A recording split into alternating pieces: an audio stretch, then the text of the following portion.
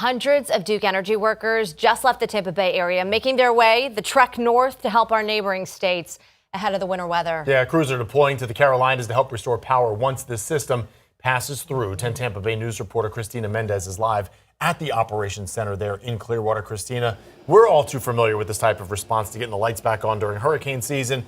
Now it's their turn. You're on the ground there showing us how crews are preparing for this winter storm.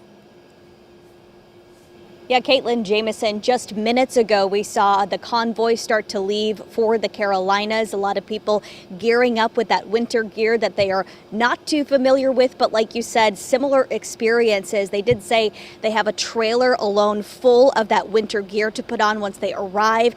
They are bringing some chains around the tires to deal with the ice, the snow that they will no doubt be encountering.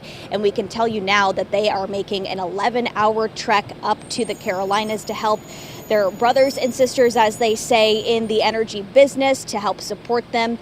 And they do say that this is very similar to responding to a hurricane in the way that they approach dealing with downed power lines, for example. We spoke with an apprentice lineman who talked about the ice weighing down those power lines, possibly even taking them down to the ground. So they have to really be careful when they go and approach those lines, the way they restore power. We see that, of course, all too familiar to us with hurricanes bringing down those power lines, snapping power poles, and all of that happens with these natural disasters. They plan to be there 10 to 14 days. So they are ready to hunker down once they get up there, once the storm passes through.